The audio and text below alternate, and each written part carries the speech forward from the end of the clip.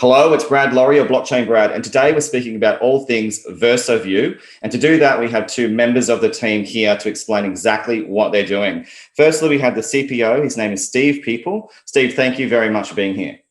Oh, it's great, Brad. It's lovely to catch up with you and to be able to unfold more about our story with you today.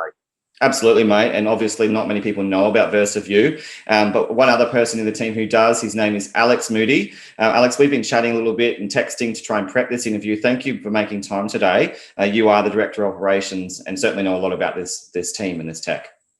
Absolutely, Brad. It's a real pleasure to be here. I've been following your work for quite a few years here in the blockchain space. It's transparency and the incredible interviews that you do with CEOs and C-level executives for the blockchain projects is awesome, and I'm just thrilled to have an opportunity to do it and showcase what we're putting together with VersoView.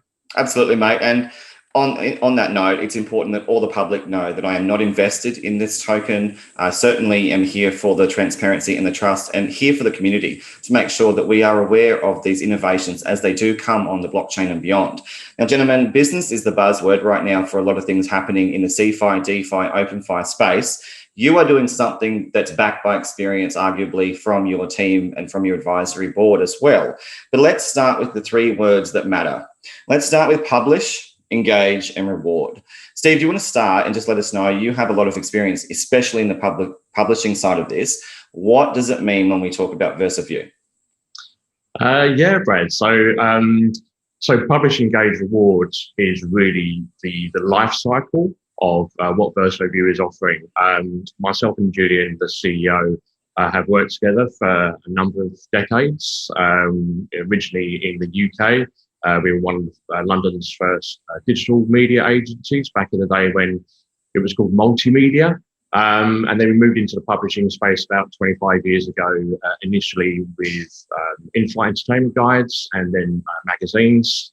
And we've always approached projects with the respect of what does the audience require? What do clients require in order to facilitate their transactions? And what the audience are looking for in terms of transparency or ease of use. And that's always worked really well for us. And VersoView has really come about from those kind of 25 years or collective 50 years, I guess, of mine and Julian's experience, where we've consistently had a digital edge to our companies, and we've consistently had feedback from our clients, both corporate and client-facing, so airlines, luxury brands, etc. And their response has always been that they need a kind of digital platform to support themselves with. We kind of went out into the marketplace to see what was available, and we've used several of those tools that are available, and largely they sit in one of two camps. The first being the kind of free or very cheap kind of page turner, so you get your phone and you have to kind of scroll and flick and sort of pinch and zoom in and out, and it's quite a cumbersome, not very user-friendly interface. And then the step up from that, especially if you want a mobile app, an Android, iOS app, starts to cost serious resources. So either financial or staff resources, or often both, up to the level of the low millions of dollars a year if you're going to go to something like Apple News Plus, etc. So really kind of media rich format. And our clients simply won't invest that sort of level. So you have very large kind of corporate clients of the likes of oil or airlines, in hotels, etc. Within those kinds of or within all industries, and they typically will have one or two people in marketing, and sort of digital becomes just part of the things that they need to do. So they're never going to invest hundreds of thousands or tens of thousands into a digital publication. Okay, just interrupt you there. So obviously the poor quality sometimes of the interfaces and also the barriers to entry with cost are an issue right across the board, and is some of the reasons for this development with VersoView. But I also wanted to ask you more specifically as well, Steve, or Alex, if you want to take the lead on this. Why, in a nutshell, do VersoView? Although obviously those reasons are important, but clearly you're moving into this tokenized realm now with crypto being a component of this. clearly, you've been looking at this for a while. Yeah, sure. Let me jump in there. One of the things that drew me to this team, I joined the VersoView team earlier this year, and after knowing Julian for quite a few years from mutual interactions in the blockchain and crypto space. But what immediately attracted to me about this was the team. Julian and Steve's experience, their incredible Rolodex of existing clients. Because one of the things that has been a frustration, and it's been sort of a roadblock in blockchain adoption, is great ideas are built all the time. Incredible technology is created every day in this space, but frequently there's nobody to use it. Exactly. The C-level executives and the developers, the coders, just don't have the relationships or the business development skills to actually get their products usable or used. They're usable, but not used. And so what these guys brought to the table was this huge Rolodex of existing clients that had a need.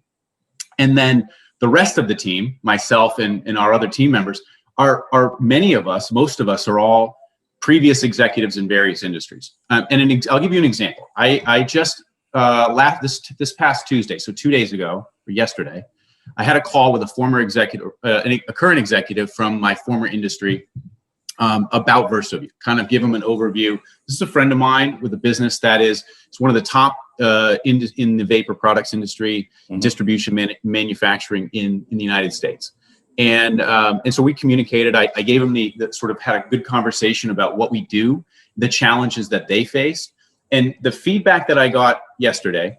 And the feedback is exactly the same as the feedback we're getting from every C-level executive we talk to. And we're having these conversations constantly with these executives about what VersoView does, about the challenges in the industry. Always, the trend has been, but especially in a post-COVID world, that humankind is moving to a more digital platform. Everybody is we've seen Facebook, Instagram, Medium, Telegram. We are all moving online. We're all moving to these digital communication spheres, digital content. And the problem is, so we would think that engagement is going up. And the problem that we're finding, or the problem that these executives are finding, is that their engagement, their ability to engage and maintain the engagement of their client base is declining.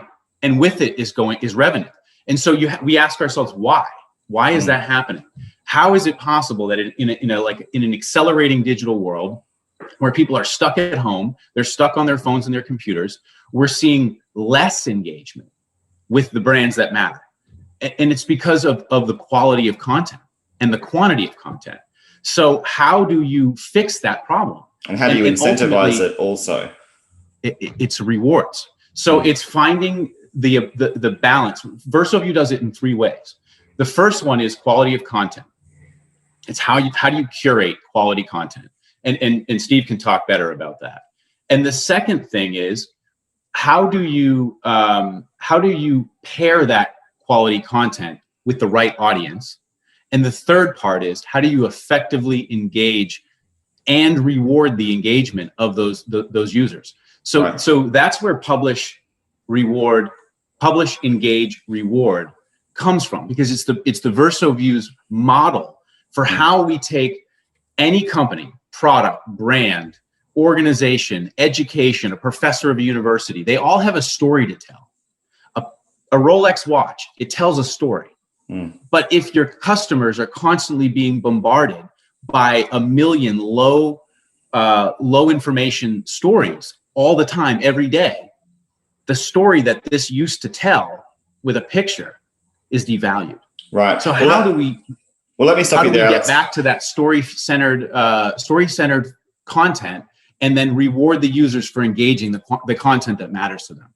Exactly. I mean, there's a bit of an elevator pitch in that whole spiel right there. But essentially, in the question of why VersoView, what I'm hearing from you here, Alex, is that there's been a lack of proper incentivization structures in past designs, especially in the mainstream, when we're now moving into a very decentralized or very robust social media world where it's 24/7. So that reward aspect, we're going to unpack more and certainly look at the what of VersoView. But let's start a little bit more on the team. Alex, you started on that. You took the question and and ran with it, but that was my next one.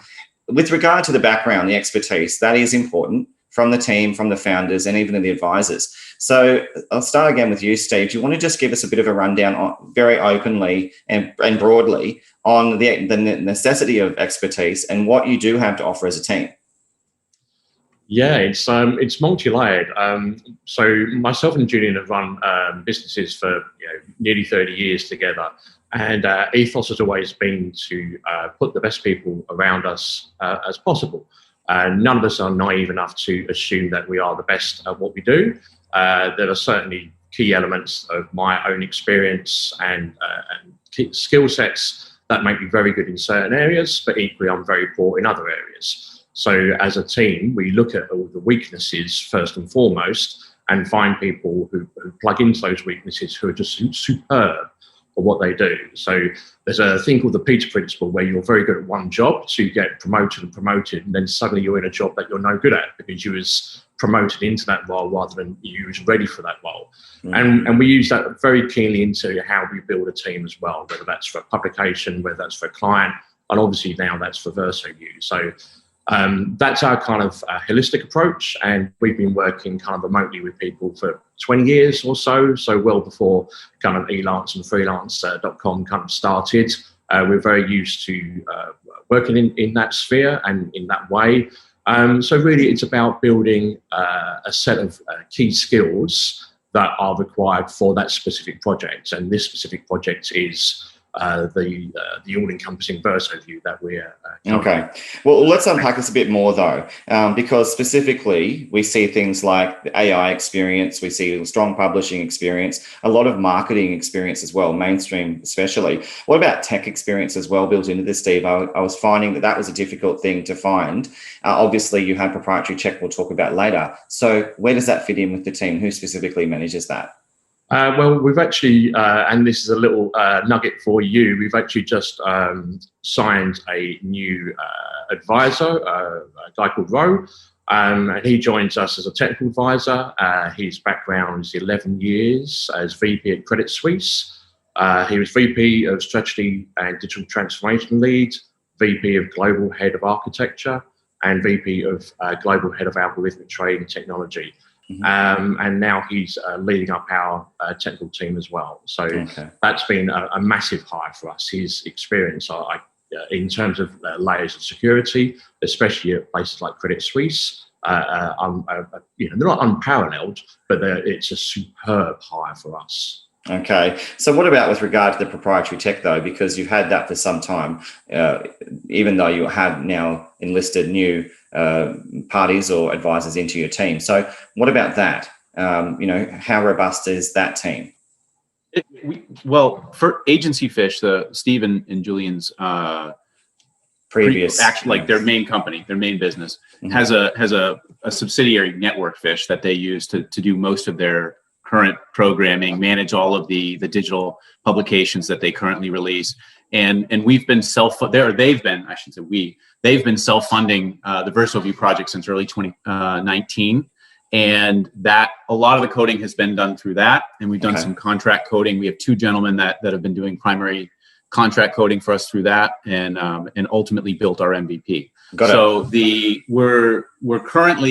We brought on Ro to scale the AI backend to get us ready to take us from alpha to retail release over the course of this year. That makes a lot of sense. Ro's going to be building out the blockchain front end, the AI back end, and sort of hiring the UX team to finish up the final components. Okay, thank you for that transparency, because I noted down Agency Fish and I assumed that because you're transitioning into this new sort of utility that is the interesting crypto phenomenon that's happened, I assumed because of all the biz sort of core that you seem to have, that you are utilizing some of those devs from the mainstream arena. It would make sense to do so, especially since you're not there for the puristic DeFi agenda. You're here as a profitable business. So, gentlemen, let's discuss a little bit more about the advisors. For example, a colleague of mine I've known in the space, Tomo, he's part of this. Obviously, marketing is important for this advisory board. So what's the plan there? What's the main focus with the advisors, and what do they do?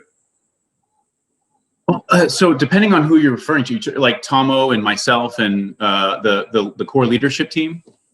Yes. I mean, we talked about the tech advisor inclusion, but what about more generally? So Robert is a is a PhD candidate and teaches at university in the Netherlands. His focus is in digital marketing, and he helps us with content writing, digital concepts, marketing concepts, planning, strategic planning. Tomo manages our community and does a lot of our communications outreach, networking within the blockchain space, and sort of managing that. The community aspect, which is critical to everything that we're doing right now. It's a tough job, that one too. He does very well. It is. Right now, we have this. Our go-to-market strategy was a little bit different, which has made, in my opinion, all the difference because of Stephen and Julian's sort of foundation, background, and willingness to self-fund for so long. We just basically refused all venture capital funds. Okay. So when we decided to just list the token. We did it with no fanfare. We had nobody in our Telegram channel. We didn't get a bunch of bots to flood the the interwebs with words of VersoView. We just did it, and then we just started building a community and slowly dripping out information about what we're doing and who we are. So that's really a real launch. Let's forget that word fair launch. It's becoming quite annoying. But the real launch is really just not constructing narratives and hype and promo and FOMO around this. It's just the point at which you're ready to launch that. You did. Exactly. So we just said, hey, the timing is right for the business where it is. Our roadmap makes sense from where we are, and it's now time to involve the market in the process. And so when we did that, now what we did was we just sort of decided to take a period of a few months and what we call stealth mode, if you will, where we've just done really no marketing. We're not spending a lot of money on marketing. We're not hiring a bunch of people to say things about us. And we've just been discovered by people. One or two people trickle in. I think our Telegram channel is 525 real people right now having substantive, meaningful conversations about what we're doing and thirsting for more. So as we deliver we deliver more content, whether that's the great pieces that sort of tell our story that are coming from Robert and his team, or whether that's more information about the token or more information about the tech that's coming out. That is just building the story. Exactly. Leading up to the our alpha release, which I think is really going to be the moment that the greater blockchain world kind of realizes how big VersoView really is. Yes, and we're definitely going to be talking about that alpha release. We're going to talk about the roadmap. That's very important. But essentially, the message I'm getting here is that the tech and the team and the plan is paramount to anything else, which is often in reverse in this very convenient insta minting, insta token environment where you see a lot of things happening in the shitcoin world. But in this instance, really, you're talking about those picking this up who want to position themselves, regardless of where they're situated in crypto or even speculative representatives. If they support long-term, this is your agenda. You want to actually build a real business out of this. So, gentlemen, let's get into the guts of the tech for a second. Now, obviously, neither of you are, the deep techies of them, and I respect that. But do you want to just touch on the proprietary nature of this so that the layperson can understand, A, why you're proprietary, B, what that means for your business, and C, are you CeFi as opposed to the DeFi narrative that's out there? Why don't you grab the beginning of that, and I'll handle the end, the CeFi DeFi. Yeah, absolutely. Yeah. So really, what's different about VersoView is that kind of see a need, fill a need. So we have identified through extensive research and personal use of the softwares that are available on the marketplace. And there is literally a huge hole in the middle between that kind of free page turner and the very expensive, resource-heavy end of the spectrum. And our clients need something in the middle, which is a SaaS model, low, relatively low cost, and it predominantly does the work for you. So we have a kind of patent pending AI kind of module that we put together. That's in with legals and with the patent authority in the US. And that really does pave the way for us creating this kind of new visual kind of look. And when you get to see the alpha release, there's no rockets involved. It's not like, it's not. It's kind of, you look at it and you go, well, that's the way it should be. That's kind of obvious, and it is, and that's what we found. Like, the solution is pretty much obvious, but no one's done it, and it's and I think it's because publishers have come from a publishing background, tech have come from a tech background, and not so many people have had that real niche that our team has of 25 years of publishing, and then a decade or more collectively in kind of blockchain and crypto. In terms, it's super niche. So we're fulfilling something that's niche anyway, and we're doing it in a super niche way with the engagement and rewards as well. Got it. Well, Steve, I want to just jump in there, if that's okay, mate. Can you tell me a bit more, though, about the current state of the tech in terms of, say, for example, a techie wants to explore this more, wants to explore GitHub. What can they do? Is it completely closed source? It's closed source. So the tech is closed source. It's not going to be open sourced. We're I mean, at the end of the day, we're a corporation. This is a business that's in the marketplace, designed to generate revenue, and the idea of, I love the idea of open source, open source the world and all that, but then your tech is just stolen and copied.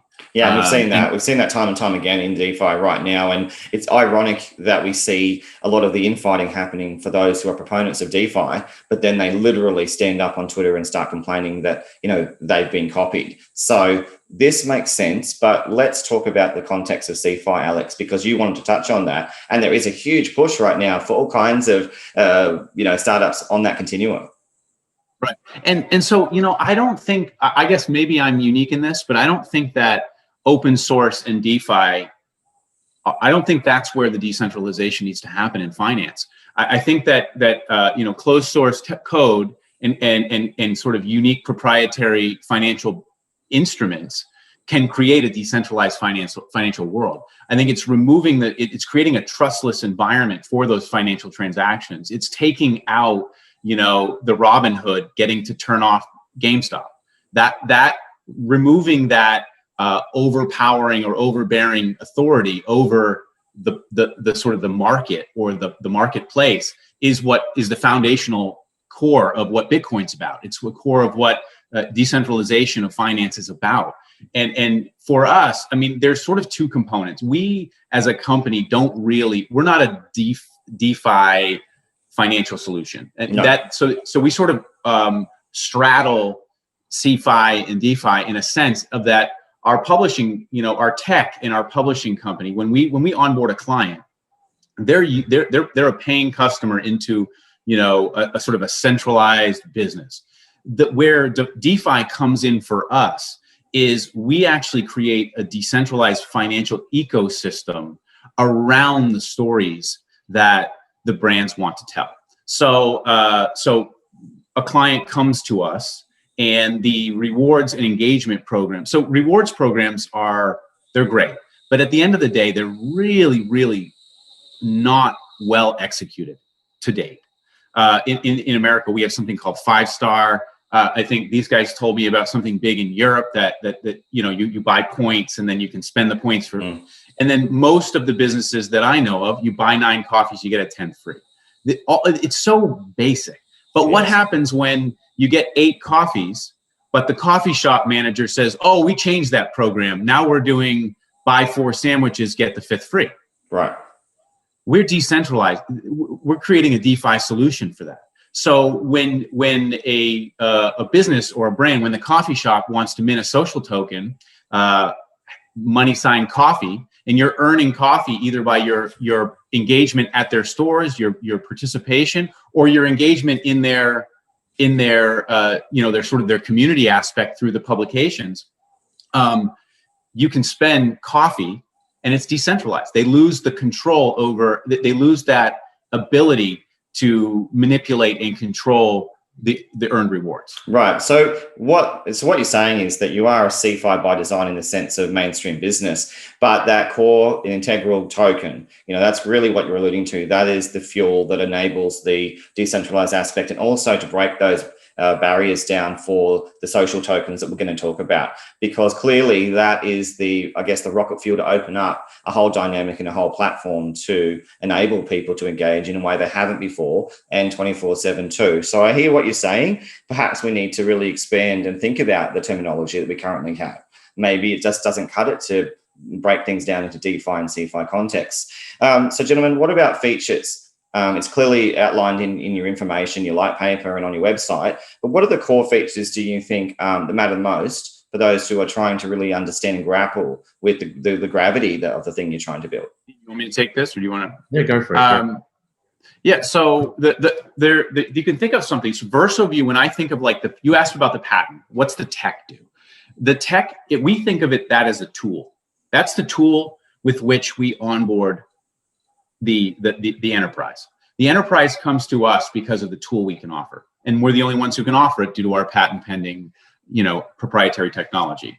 The tool itself is very, like Steve said, it's so intuitive. When they showed me how the MVP works, I went, right, but that's what it is, right? I mean, this isn't new. Everybody must have this, but everybody doesn't have it. So what it does in its simplest form is it takes print media, it converts it, the AI automatically converts it, properly formats it, and delivers it into a perfectly formatted medium style, what we call open view. So what Steve was referring to, I send you, let's say I email you a PDF right now. Mm-hmm. You take that PDF and you pull up your phone and you go, oh, okay, so now I've got to try to find that one spot. Oh, wait, now I zoomed into the one line, but I've got to slide over to the other line. Mm. What the difference is, if you sent that through VersoView, you would get the PDF and you'd be able to do the same thing where you flick the pages and look at the whole magazine, but you could also click on open view and it would pull it up into a medium style format. And then one step further is you're reading that message, perhaps we're business associates, and you're reading that PDF and you go, well, I disagree with that statement entirely. You click on it, highlight it, and hit enter, and you go right into our social media function and begin engaging in the community.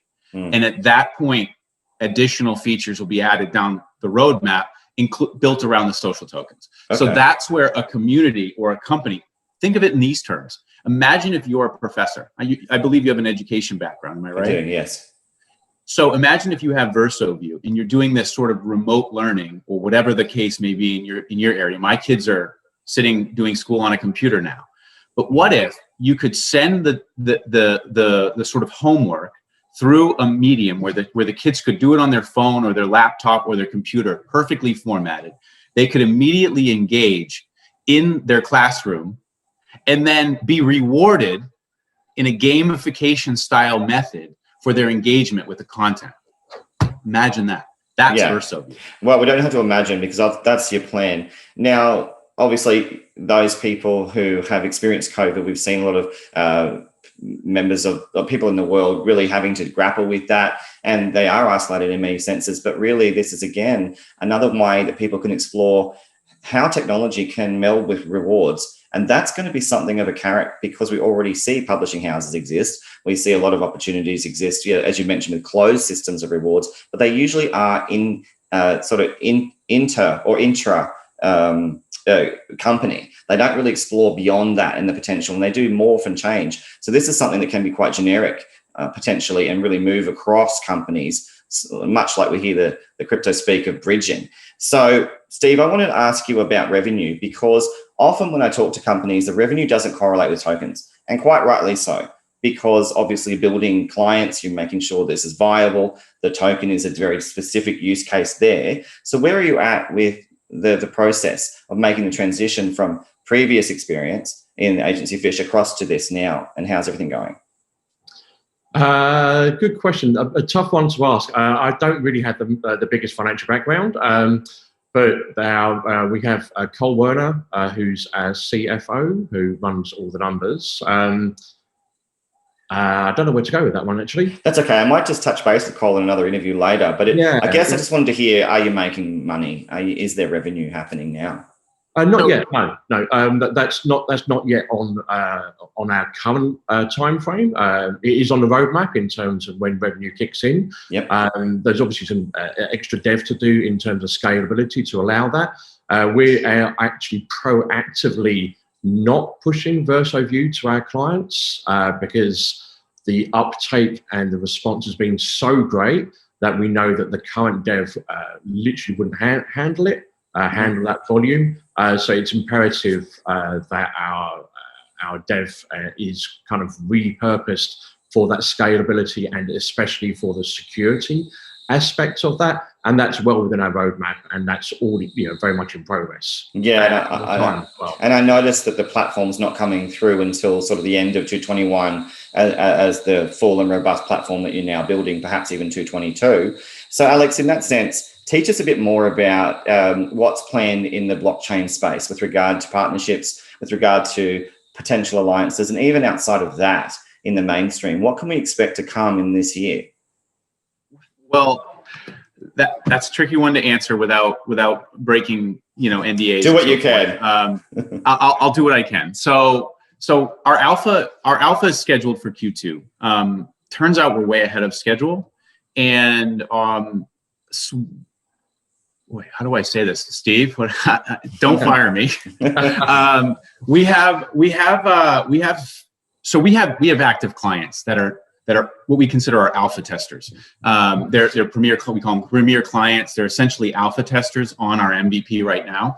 Mm-hmm. Those clients are using the platform as we speak. Okay, so essentially the NDAs indicate you've got a long list of partnerships to be announced as well. We do, and what we're excited to do is to have some of those NDAs go away when with concurrent with the launch of the alpha.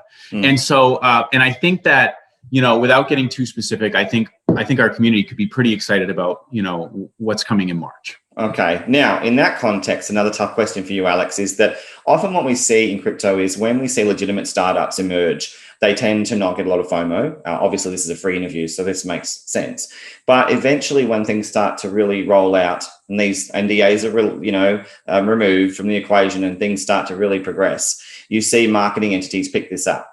Now, sometimes they just do because they want to FOMO and they want to shill the token. But then there are other legitimate agencies who want to help build out the narrative that's legitimate and real. So what are you doing there to in concert with the plan, the roadmap of legitimate exposure to all of us about what you're actually doing?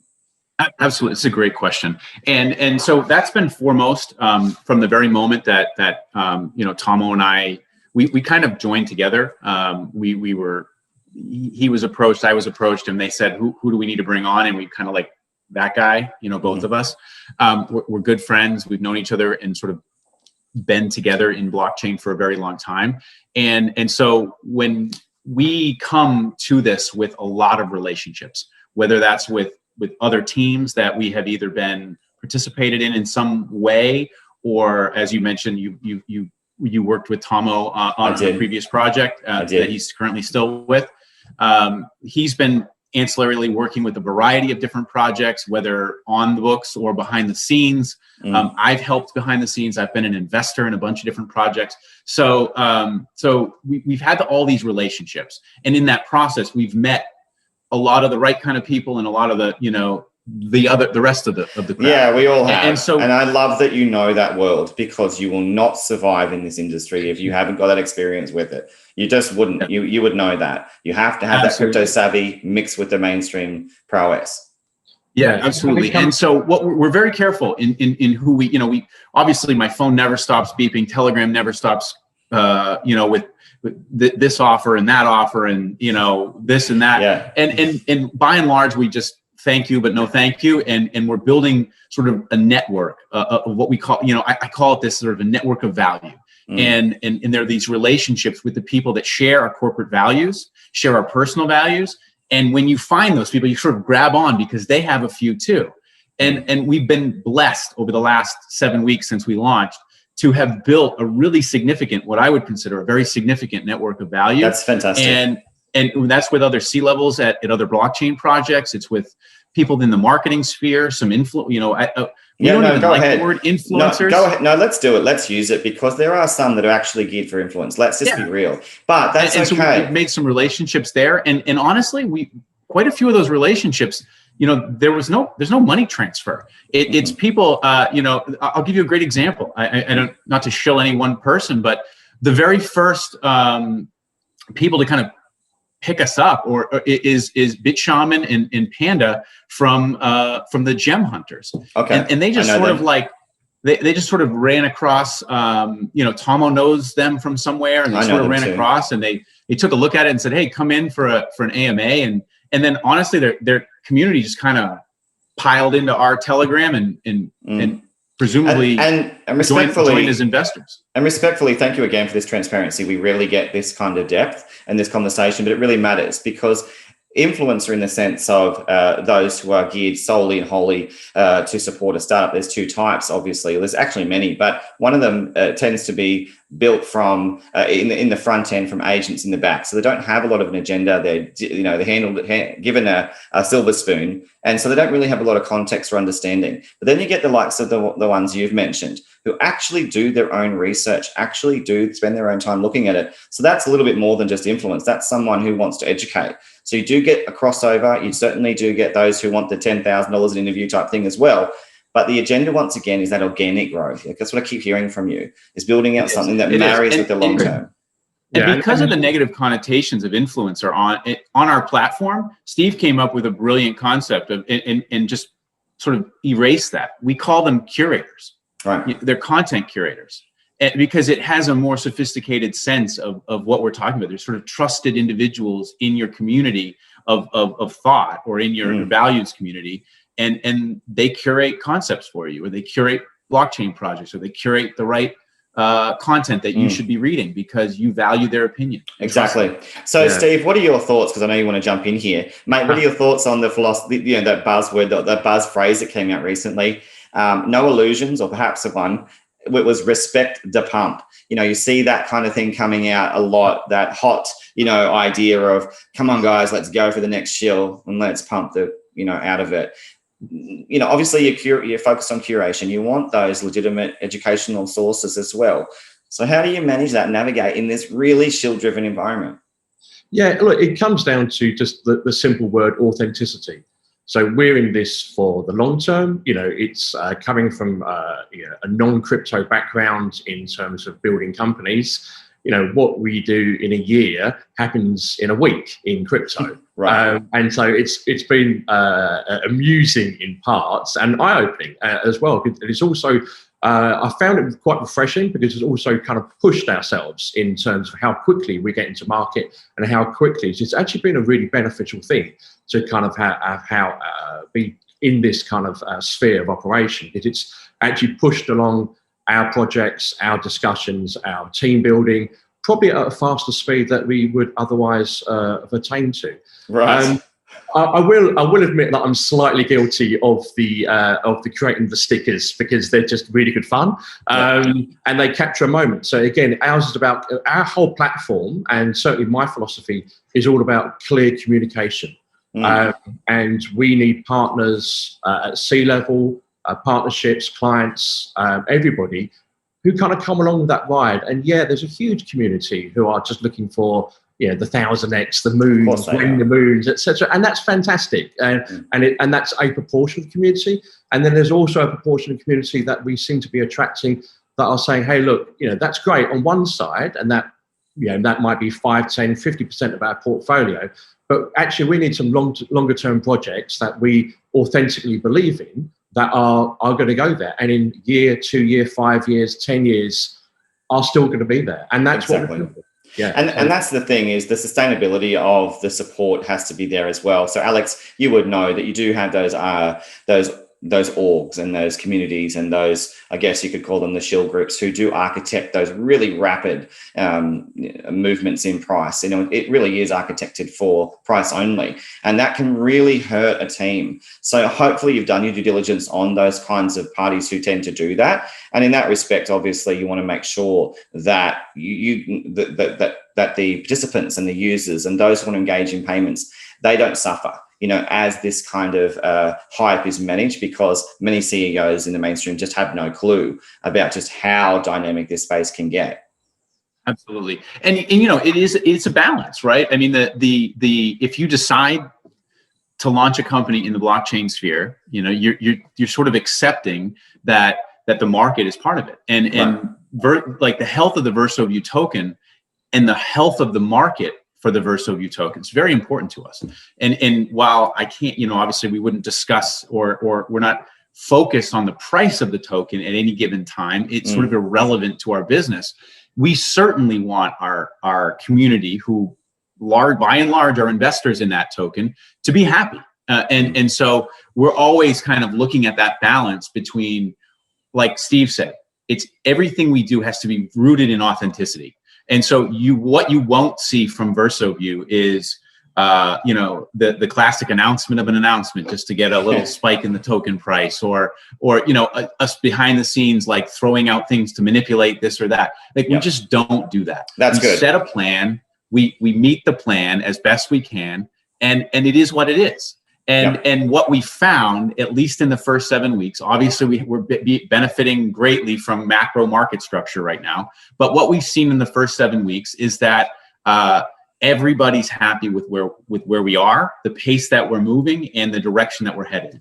And we're still very, very small. I think at the last check we were at like 2 point something million market cap. So you are relatively low cap. People love that when there's legitimacy and integrity and viability for a future business built in. That's just the truth. With real global corporations already using our platform. I think that's the key people just haven't seen yet, is like, what we haven't shown anyone, and I'm excited to do so very, very soon. Yes, me too, because you won't tell me now. It all sounds great, right? I mean, the VersoView story, it sounds great. We have amazing people with great rosters. The LinkedIns are, look great. We're all real. We're doxed. Everything lines up, but we just haven't shown what the platform can do. And when that moment happens, I think it's really going to open some eyes. Well, call me, James, when it happens. I want that interview for sure. Now, mate, I want to talk about Ferrum as well, because you do have a Ferrum connection. I know Ian from Ferrum, and he's making some waves in all kinds of ways with their technology and with their team. You built in stake into this model as well. So do either of you want to touch on why that's important to the overall design? I'll let Alex say that, but your interview with Ian was excellent. Oh, thank you, mate.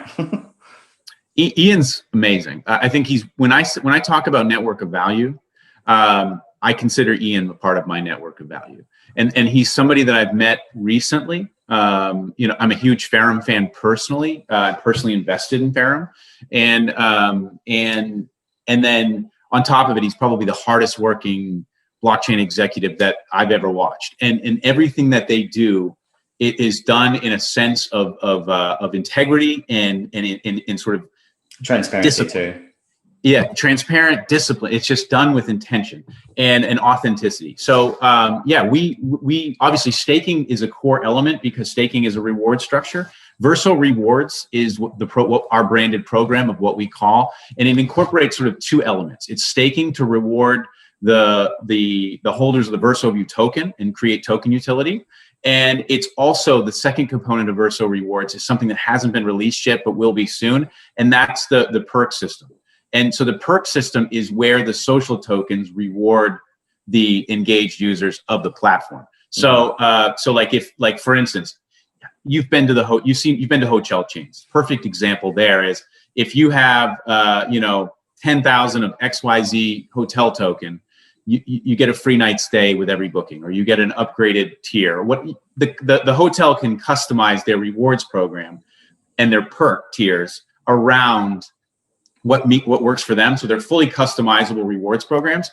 So Verso Rewards is that two-pronged approach. Now, in the early, the platform's just not ready, and to handle staking. So Ferrum has staking as a service. It's brilliant. It's smooth. It's clean.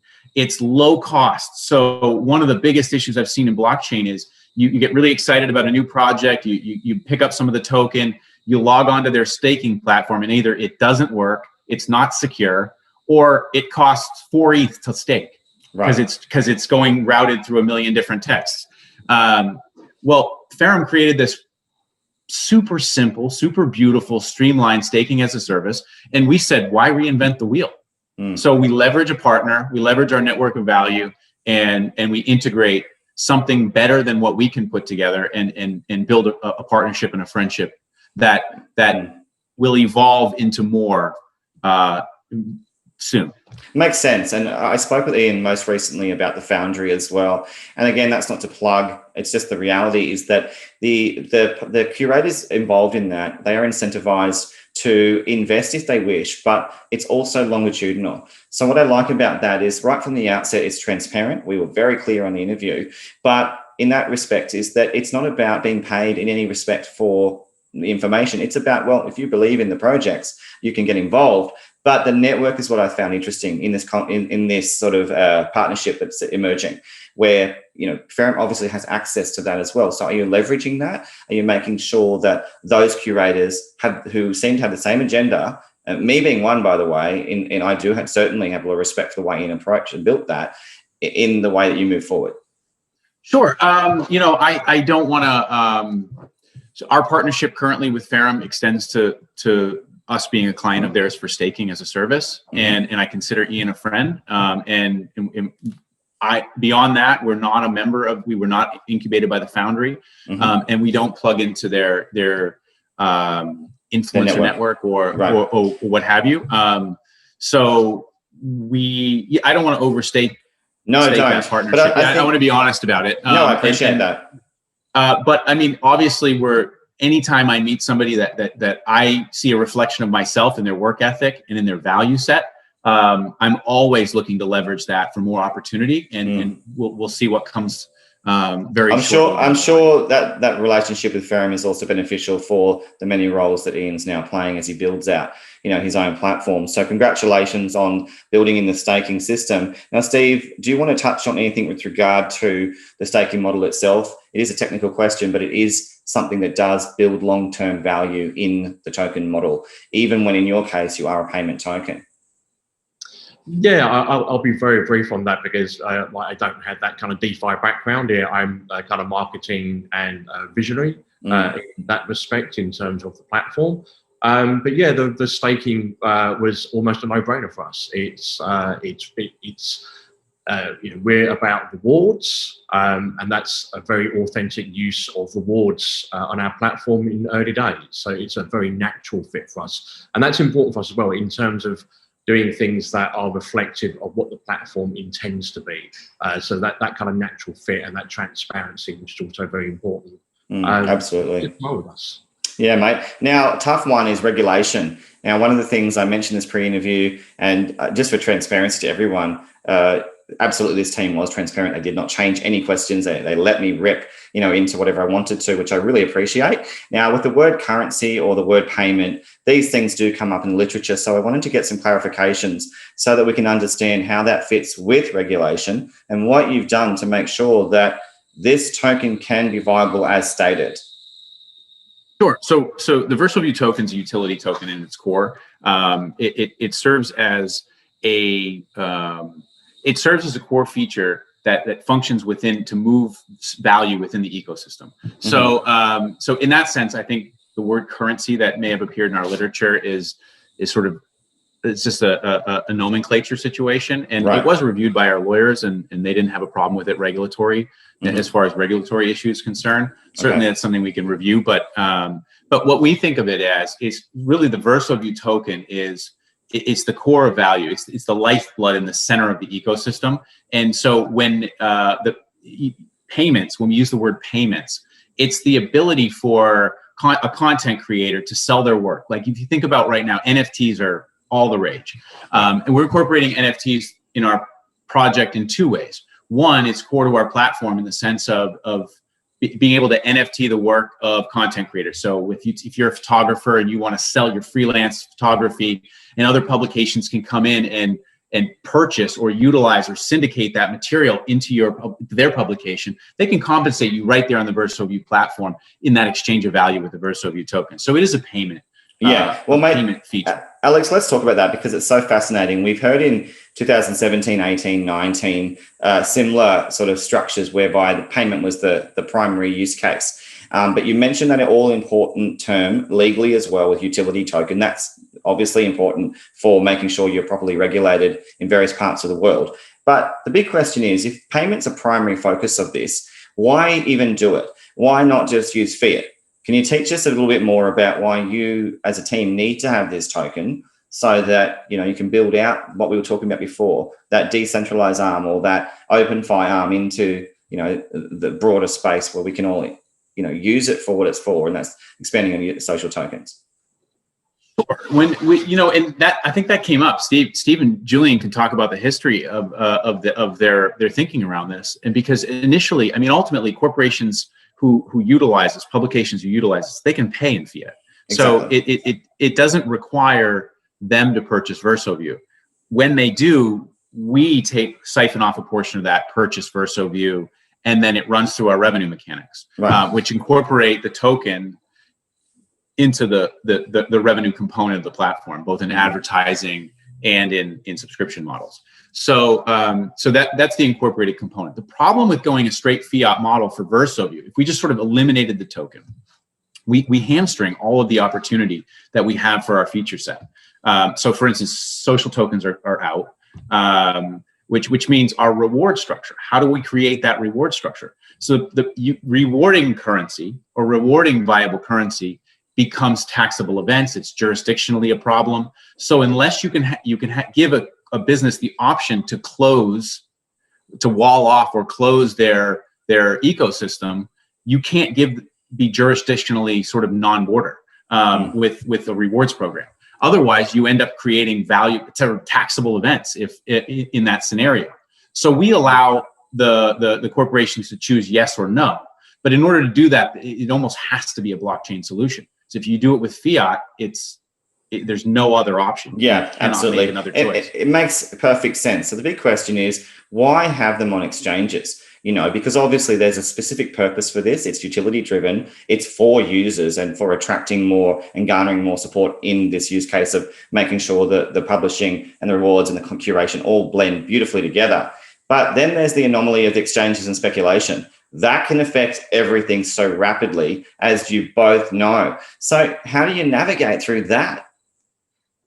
Well, because cryptocurrency, in the sense, like if you think of it, like we use the term blockchain sort of to avoid saying cryptocurrency, right? Right. And so blockchain, the technology of blockchain is excellent, and it's foundational to what we're doing and filling the role. But without the token and the token movement and the transactability of the token, then ultimately it limits your rewards program as well. So you want a rewards program to have value. And the businesses themselves can create their own customizable reward structure with their social token, but they can choose the value proposition of that social token to make. So if it's transactable, if they want, it can be transactable back and forth between two VersoView. And in that case, the only way to make it have value is to create a market for it. Right. So we have to have a marketplace that's accessible for in and outflow of money of fiat currency into the VersoView platform, or else it would just be us throwing points around that never go anywhere. Exactly. Which is ultimately the hamstring of all of the current rewards programs. They're sort of one directional, and they have no value, and they're not really exchangeable, and they're not transactable, other than in the most narrow and most basic sense. And yes, we're looking to expand that way beyond what's currently capable, and the only way we can do that is the blockchain and its sort of integration between these potentially closed or open ecosystems within social tokens, but then also that sort of off-ramp back to fiat. Yeah, great, really well said. So essentially the token unlocks the power of, I guess, the global eco that you could tap into. But here's the tough one. So why not just have some sort of crypto centered stablecoin, because volatility is something that I would imagine might be a concern for a viable business. I've come across this before with other entities that have been centralized by design, had that internal proprietary tech, but then they had the token challenge of, well, this fluctuates so rapidly because of all the craziness that happens. How do you mitigate the volatility risks of this so that it can be deemed as something that's legitimate, usable, viable in spite of its volatility? That's actually come up quite a bit in our meetings. In fact, we had long conversations before about whether we should be looking at a stable coin, whether we should be minting a second token that's a stable coin to balance out what this and that. The end result is ultimately the transactable function, or the core features of the rewards token, the social token rewards token components. They're determined by the entity that wants it. So if XYZ airline wants to create a rewards program with us, they receive VersoView tokens as a starting package from the ecosystem rewards pool. They stake those, mint XYZ token. XYZ token can be a stable token. It can be a fluctuating token. It can be a closed point system with no value. It can be an open system where you can buy and sell it or trade it. They can create the dynamics around it. So we actually just leave that door open to the end user. So what it does is, by having it be a fluctuating value token with a market value, it allows the decision making or the flexibility to fall onto our client, as opposed to us sort of making that higher level sort of decision making process and then fix us right into that box. It's really interesting because the client can also tokenize. Is that correct? Because we reference social tokens in here. So would that mean that you're in a sense almost a platform coin or a platform token, by proxy or by default, because essentially, you are your own platform. It's written out in the roadmap. Right. We're not launching our own blockchain. So, but you do have a platform. We do have a platform. So we have a platform, and the app, the application, the technology is a platform, and they can mint tokens. Those tokens will be minted on whatever chain makes the most sense at the time. I mean, right now we're currently in ERC20. That's hopefully a layer 2 solution, or ETH2 changes the current gas situation. But obviously eventually. but it needs to by summertime.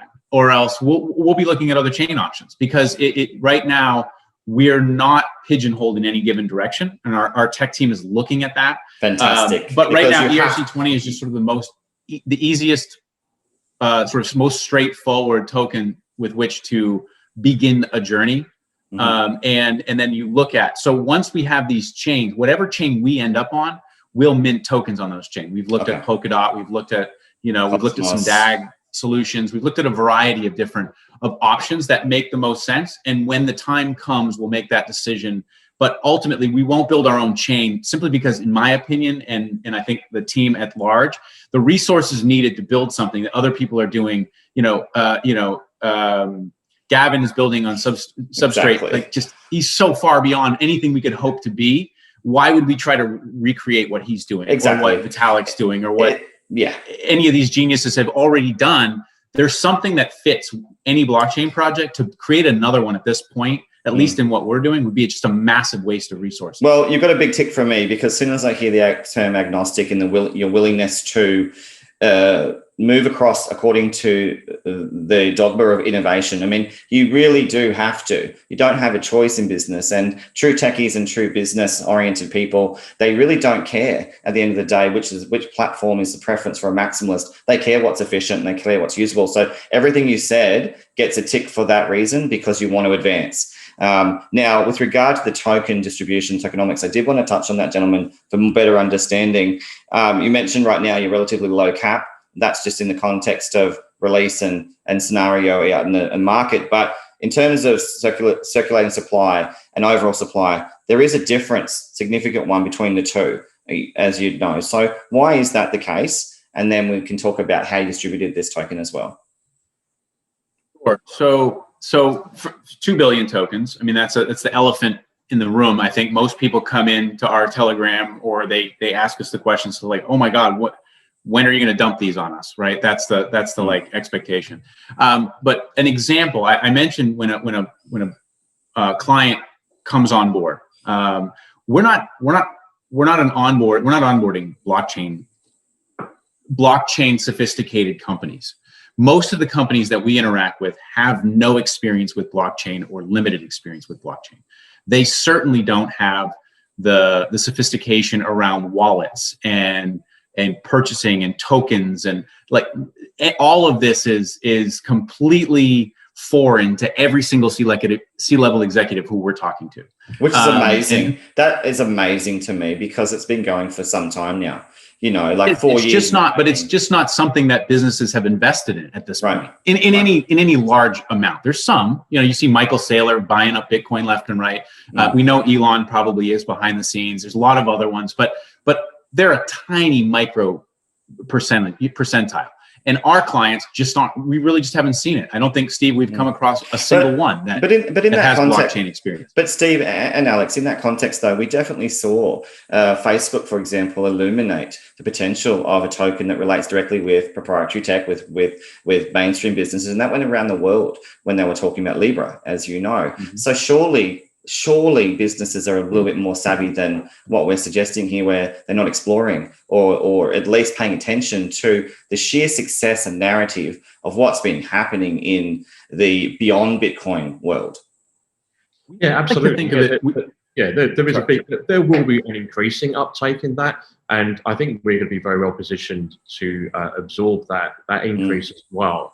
In terms of our roadmap and our timeframes, and kind of getting people to dip their toe into the world of blockchain without truly knowing that it's blockchain is quite a soft entry point for them with the social tokens and rewards. It kind of then talks to a marketing narrative that you can communicate with. And again, that comes back to us in terms of ensuring that we have a solution that can be communicated clearly to both clients and users. And currently there's a lot of skepticism, obviously, about crypto and blockchain, and a lot of people don't want to go near it because that they just assume at sea level or slightly below that there's going to be something bad happen. There's going to be there's all these bad things. Everybody goes, oh, Bitcoin's not real. It's, you know, and then there's the other people saying, well, Bitcoin's the new gold, etc. So there's a lot of grey area and a lot of I would say nervousness, because you don't want to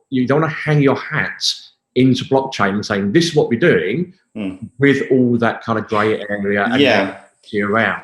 And there's that apprehension, Alex, as well, is born from even governments, as you appreciate, because once you start talking about payments, you're talking about utility, you're talking about all these different functionalities built into almost element of currency, as we've alluded to. Governments are starting to freak out a little bit because they're thinking, these businesses, they've got some serious power beyond, just having a traditional reward for their intra company. One of our premier clients using our MVP right now is in a jurisdiction that just simply does not favor or allow cryptocurrency. So it is an issue, and it's something that we are navigating daily. But to your previous point, what we're looking at, all these corporations, you're right. You're absolutely right in that anyone who's running a successful business has got it in the back of their mind of like, what is this? How am I don't want to be, no one wants to be first, but nobody wants to be last. Right. And so we feel like we're really uniquely positioned, and the creation, this sort of addresses that elephant in the room of why do we have 2 billion tokens? A huge amount of those tokens sit in something called the ecosystem rewards pool. Mm-hmm. That is a locked pool of tokens that never enter circulation. And let me get into explain that, how that works. So you're a blockchain, you're a C-level executive who publishes a magazine. And we talk to you and you say, okay, this sounds great. And we go, okay, great. Now you have to buy tokens. So just go ahead and get a Uniswap account, figure out a fiat on-ramp, get a Uniswap account, go buy tokens from some dog. They're never going to do it. Right. They're going to go, whoa, buy what? So we realized right out of the gate that what would happen was, all the corporations would come in, they'd use the tool and ignore the token. Mm-hmm. So in order to create utility for the token, and in order to ensure the utility of the token and the robust nature of the platform. Because if we just allow them to use the tool, they're not going to get the rewards component, which is going to lose the engagement, and the entire system collapses. Exactly. So what we did was we created the ecosystem rewards pool, and we said, all right, well, we're going to actually give away, the old saying, the first one's free, right? We're going to give them a taste. So we take the tokens, we lock them on their behalf directly into a smart contract. Now they're blockchain token holders. They hold VVT. They don't ever actually get it. And if they leave the platform, the tokens that we gave them revert back from the smart contract to the ecosystem rewards pool. So when you look at those, I think, don't quote me on this, but 300 million tokens, those don't exist. They're never going to get into the market. So they'll never enter circulating supply, even though they'll be being transacted between us and corporations. That's really interesting. So you have a very finite number allocated for business, on the blockchain, or business rather in the ecosystem itself. And they are distinct. They're very separate from everything else. And then, so how do you get the number right? What happens if you have a whole grows? Okay. The pool grows. So if you look at our revenue mechanics, a percentage of our advertising revenue and a percentage of our subscription revenue is siphoned out, and it buys VVT tokens. 1/3 of those tokens goes back into refuel the staking rewards pool that rewards VVT token holders to perpetuate that program in perpetuity. 1/3 goes into a 0x00 address as a permanent lock. And 1/3 goes into the ecosystem rewards pool, which is an effective lock.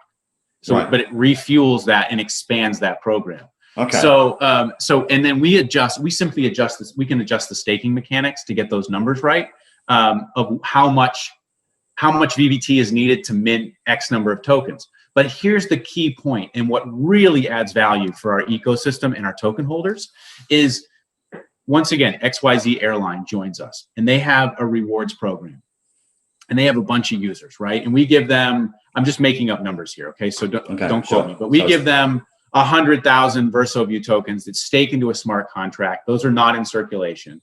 And they start their rewards program. They're just dipping their toe. It's free. Why not try it? They start using it. They realize the value.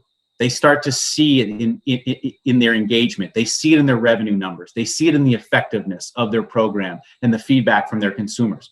But it's not enough. What happens now? Well, how do we grow our program? We need more tokens. They buy it from the market, and we facilitate that. This is a really good model, actually, because you've had that finite amount to incentivize trust with the businesses coming on board, but then you also have liquidity pools as well, both for now and the future, to make sure that you can continue to sort of iterate in what you're planning on technologically, but also make sure the token is not going to suffer as well, because you're going to have high demand. I've often come across in discussing these kinds of locks before with other companies that they were always worried they'd run out. That eventually there would be a situation where they just can't service the need. But clearly you're building this in, and that also relates back to that really high total supply. If you didn't have that, I probably wouldn't even talk to you, to be honest, because it doesn't make sense to have a low supply for a business of this nature.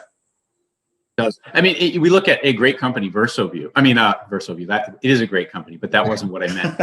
VeChain. Look at VeChain. They did the 100-to-1 reverse split because they realized that having an $8 token or an $80 token, just like this doesn't work for our bit. You can't scan an NFT and it costs $80, Polkadot did that too with the migrations with the amendments, and even Bounce recently did that, where they switch across and they have to speak. It's not to be more competitive. It's logic.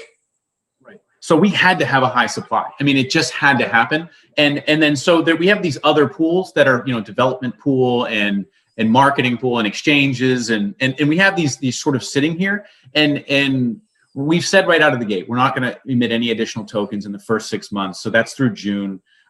Internally, we're looking at where we need tokens? What would we need them for? As a general philosophy, as a team, less is more in the emission schedule. And we'll have more on that sort of in the next couple of months about what we sort of are thinking around that.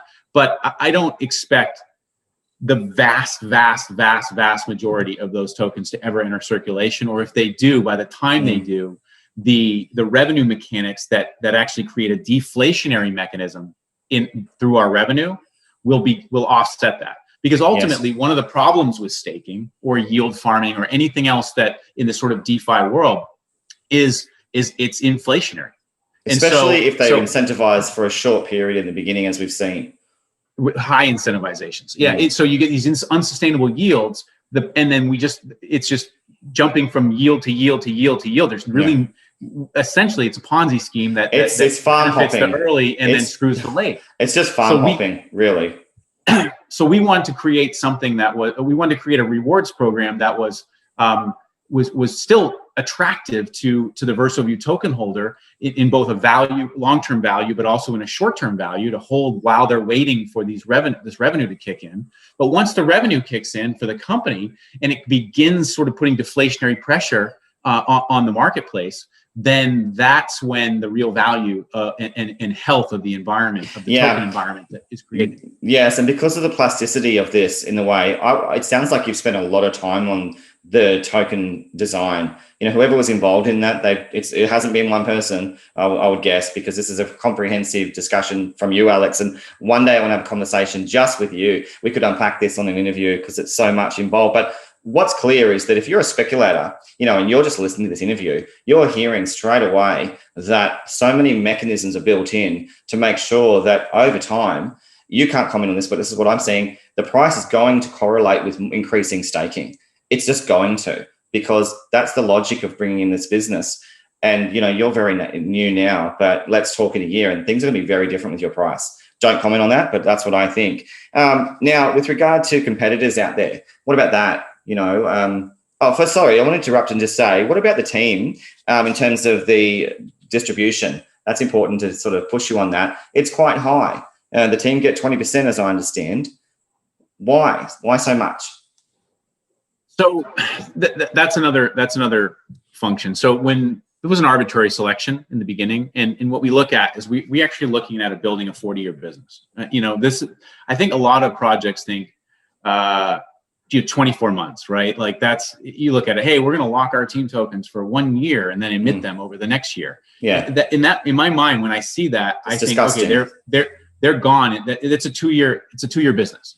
We're looking at being a 40-year business or a 50-year business. This is a business that I want my kids to come work for VersoView and then take over, and Steve's kids are going to become the new board of directors and Julian's kids will be the next generation of board of directors. That's when we build a business, that's what we're thinking about. Okay. And so what you need is that's 100 people. That's 1,000 people. That's 10,000 people working for you. And what you need is you need to be able to reward talent over a long period of time. So if we don't have a large pool that we can tap into with essentially golden handcuff style compensation packages over a long period of time, we've hamstrung ourselves potentially. Yeah. But again, these types of things are pools that we're flexible with. So if we tap into it, great. If we need it, that means we're a massive team with a massive organization with huge revenues driving a really healthy environment. So the emissions don't matter as much. Yeah, but if we aren't, then we can lock those longer, or we can reallocate them, or we can move them into the ecosystem rewards pool. We can do whatever we want with them, but it's keeping flexibility in our token distribution early. And that's something quite rare. I actually haven't, I don't think, talked about flexible token distribution and tokenomic designs. That's openly from the outset. Now, how do we, given that you're talking about you want to be, decades long business, and if not longer, how do we trust provably, not just through relations, but provably that this team is locking up? Because it does make me nervous to think that a team could technically, at any point in time, because of flexible designs, see you later. I mean, here's the thing. This is going to sound like a cop-out answer, but there's no safety in crypto. You're trusting. Okay. If we put a smart contract lock, we lock our liquidity, and then you can dump the token. You lock the token, but then you rug the liquidity pool. There's as many creative people and ingenious people as there are in crypto. There's 1,000 ways to completely scam the investors. System. Yeah. There's no lock system. Anybody who's selling the next, like, this is going to make scams go away. What it does is it adds one more layer of trust. That's it. But already people are figuring out how to, all these new ways that they're attacking the yield pools and pumping on the flash loans. That people are so smart, and these quantitative minds are so good that they can come up with a scam any way they want. So at the end of the day, when you invest in a company, and this is true of any company, not just blockchain companies, you have to trust that's all it is. But what about lockups though, Alex? You've seen that with, and there's even narratives of hierarchy, because just because we say that a VC, has the best reputation doesn't necessarily mean that that's the case when we look deeper. You really have to explore, I guess, the dynamic that is crypto and how everyone relies so much on reputation. But what is coming out recently is provability in accordance with transparency of lockups for teams, for advisors, etc. So have you done anything like that? Or is it just, where every advisor and team has access to, some of the tokens from day dot? So no, the liquidity pool was locked up to a smart contract through Unisep. So we locked though. That's locked. As far as our token pools, we've allocated them in individual places. Mm-hmm. We've transparently put the wallets exactly where they are. We've shown the community exactly all that information is readily available. This is the marketing wallet. This is the address. This is what it's for. And they can keep an eye on it. Okay. We have not put smart contract locks on those for a variety of reasons. One of them is simply coding expense. It's not easy. Moving 400 million tokens is risk. There's always risk. There's smart contract risk, coding risk. So to just sort of arbitrarily put a bunch of smart contracts that we code in place and then start moving tokens all around and just sort of hoping for the best. And then where do you lock them up for? That becomes the next question. So what I see a lot of teams do is they put like 7-day multi-sig calls on their smart contracts. But all that does is give you a 7-day heads up if you're watching Etherscan. Right. So it's really no different than watching Etherscan itself. Otherwise, what do? You say, okay, we're going to lock our pools for a year. But then what happens if circumstances change in 6 months and you miss opportunity because we had an opportunity to score a really incredible hire, but we needed to be able to offer them 100,000 tokens or 1 million tokens or something to sweeten the deal. To the point that's going to add so much value to the ecosystem and the team and the project, but we can't because we locked the tokens for a year. We say, hey, trust us, we'll give you your tokens. Yeah. So we have to create flexibility. And from the standpoint of the risks associated with moving crypto at any given time, of storing it safely and securely, of trusting smart contracts, additional coding risk, to me, I don't know that it adds that much more comfort to an investor, because there's you can literally just screw them in 100 other ways. So at the end of the day, I think what we can say to our investors or to anyone looking at our company is, look at who we are. Look at Steve, look at Julian. There's a 25-year reputation with multiple 8-figure businesses that they're sitting on. Do you think they're going to rug a token project over 70 grand? Well, Alex, this is crypto, and that there are narratives out there with people behind them, and people from universities even paid to represent through reputation for certain startups that did rug pull. So of course that will happen in different scenarios. But in your context, what I like is that you're willing to be transparent about the actual trend, the hash, the hash key, like having that transactional hash available. People can go and check, as you said, through Etherscan. You're saying that, look, we are flexible. We're not going to pretend we aren't, but we're doing it for the reason that we need to be able to build that in so we can, use these resources as we need to build this company. So are you going to make sure that you disclose any updates as you shift around in this flexible design so people know that what you're spending the money on, or what that is purpose for as things change? Yeah, absolutely. Cole Werner is our CFO, and Cole is incredible with the numbers, and is going to be putting out quarterly reports. I think our first quarterly report, the very first financial report of the company, will come out on at the end of March, on the end of quarter one. going back from December 2nd when we launched through Q1. And we'll continue to do that. But before that'll be a quarterly thing. So they can look at sort of our funding, token movements, any token selling or anything that we needed to do in that process will be all contained in that financial report. But more importantly than that, if we move tokens out of a locked or an allocated locked pool for some purpose, the community is told about it. There was a circumstance where that occurred. So our gold pool staking is locked up for 5 months. The purpose of that was it drops it in June. There was 3.8 million tokens worth of rewards that are added to that smart contract. Now, in order to keep our commitment to the community, we said, okay, we're going to take those tokens because it's more than we have in circulation. We the team don't have the tokens to provide the rewards, but we have to fund the smart contract. Mm-hmm. So we take them out of the pool, we fund the smart contract. But in that particular pool, there's no early unstake rewards. If you unstake early, you get nothing. So those tokens cannot enter circulation until after the 6-month commitment is up, at which point they will enter and increase the circulating supply.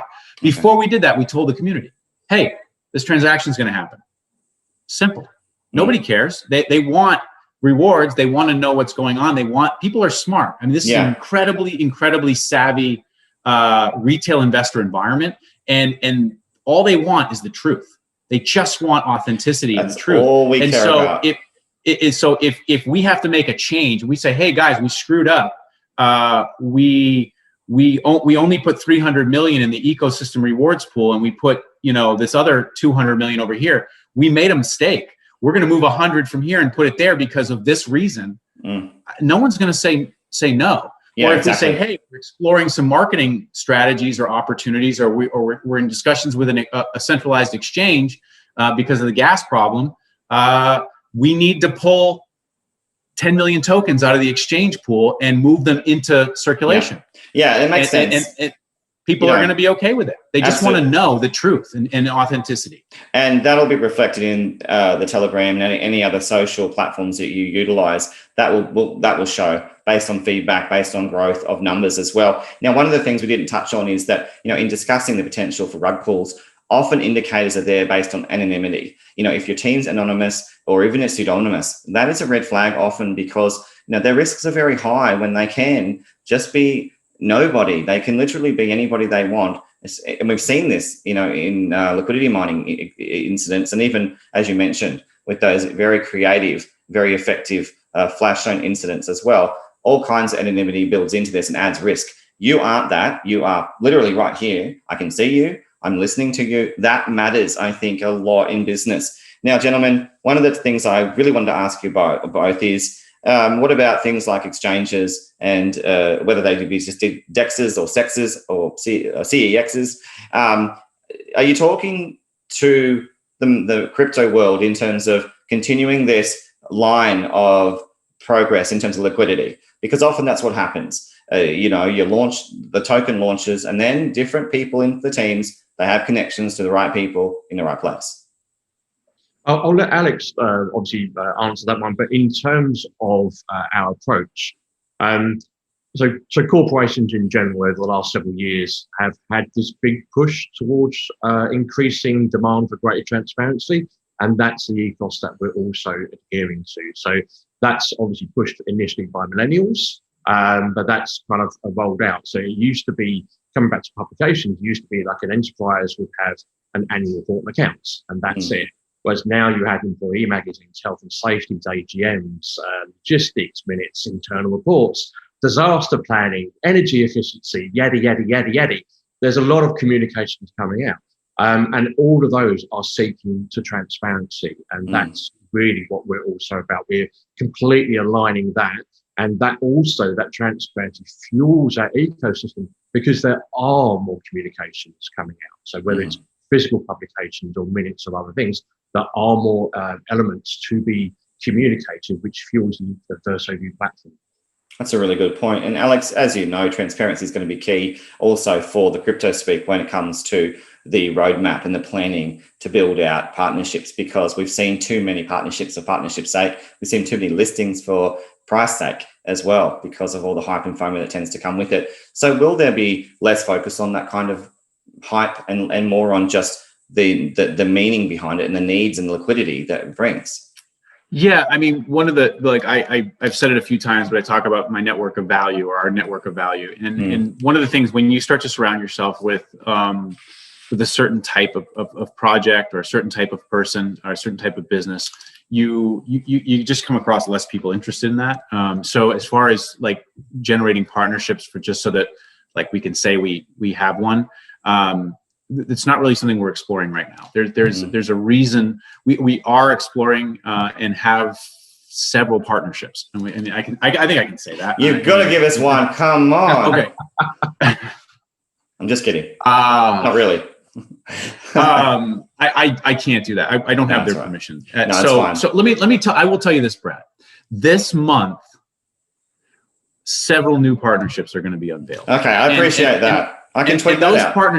Those partnerships are including things such as copywriting material, NFT, the creation of NFTs on our platform, advertising, our role as a facilitator of advertising for blockchain corporations. So there's so much give and play in terms of what we do well and what other companies do really well, and we're sort of meeting these people with these incredible technologies and saying, that exact thing is on our roadmap to build, and we haven't done it yet. How about we work together? Why would we spend money to do it? Yeah. Like, let's just have a conversation with these guys. Exactly. And that's business. That's business world over. And so to that same point, the same thing goes for exchanges. You brought the exchange question up, but I'm not really that interested, and the team echoes this, in having 85 different exchanges for one primary reason right now. We already are low volume because we're so new, and we're not spending a whole lot of money to sort of like churn a bunch of volume and create this sort of like fake like visual of who we are, right? We are what we are, and people are finding us, and what they find they love, and more people are finding us. So it's sort of completely organic growth. It's fantastic. What that comes along with a very small buyer pool right now, or investor pool, which creates small liquidity. If I add 4 exchanges right now, that just severs the liquidity into 4 different places, which makes things, it's really the death of a token. It really is. And it also pumps it so rapidly by circumstance and by proxy that it really is hard to manage. So, gentlemen, I guess a more relaxed question is, where do you see yourselves in a year? Given that you're doing everything, as you said, Alex, where you're building organically, you're building for real, you're building with a very clear focus, business first, where will you be in a year?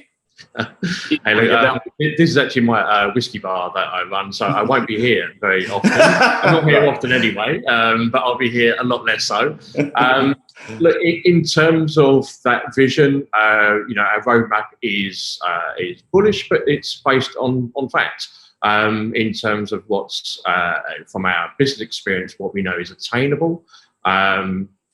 So yeah, we'll have that roadmap as it pans out, and hopefully slightly ahead of schedule. But we're with our key hires, especially with Rohit, with Ro on our technical, the security and the stability and the scalability of what we're going to offer is going to be it's going to be beautiful.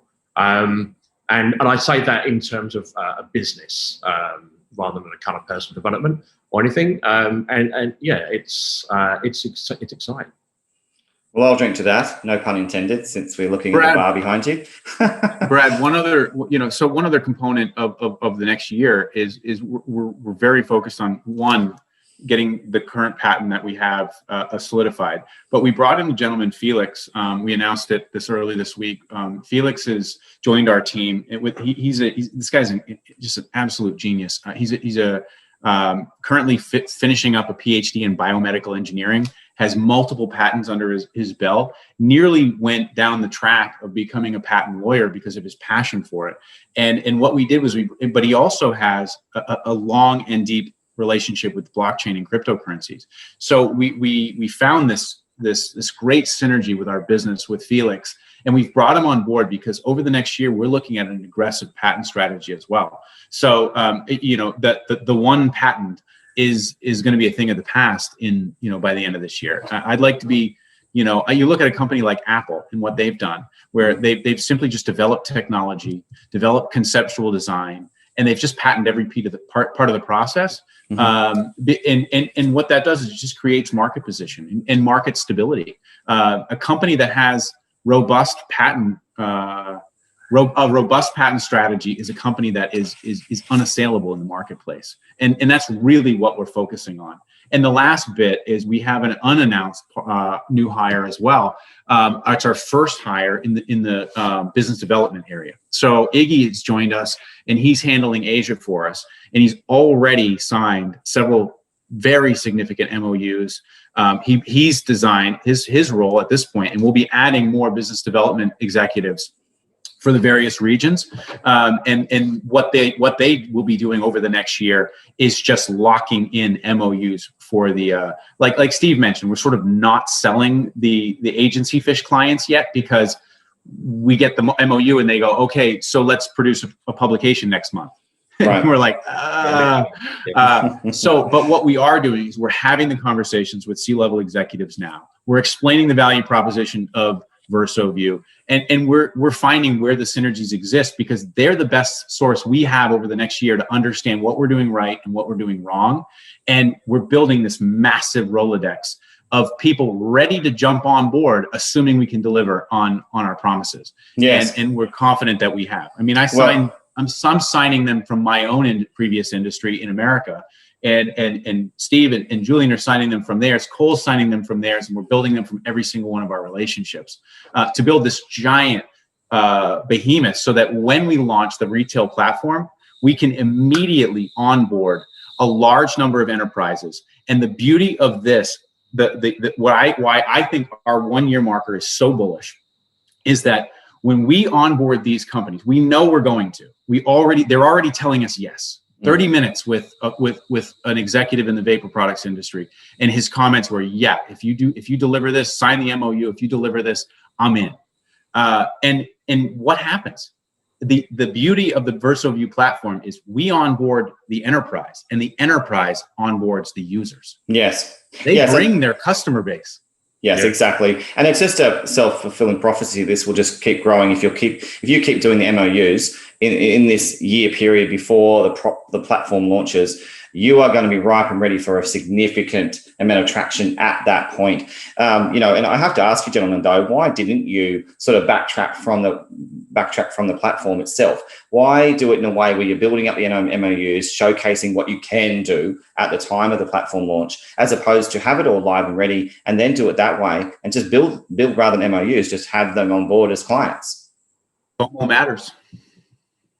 FOMO matters. Even to executives. Okay. Well, I appreciate that. Something that we have, and we give them a taste and we show it, they're building the excitement around their teams, and they're starting to rethink and reposition how they do things now in preparation. Actually, we're onboarding enterprises in our beta launch later this year. So we'll have that opportunity for that sort of second wave of onboards, and that FOMO matters. Yep. So getting the executives excited now to bring them on, particularly in a broad range. So right now, our core focus is to get a broad, not a 100 corporate pub magazines, right? Like that, like we have that because of the Rolodex of Julian and Steve. But if we bring those all on, it's the same flavor. Yeah. So right now, we're really focused on finding all of the different industries so that we can learn, and the AI can learn how those different industries will interact and be effective on the platform. So we're talking to several universities. We're very close on onboarding a few universities to sort of experiment and find the integrations on how this is going to impact education. And that would relate use case. Yeah, and that would relate to your dev pools as well, obviously, because there's allocated resources for that.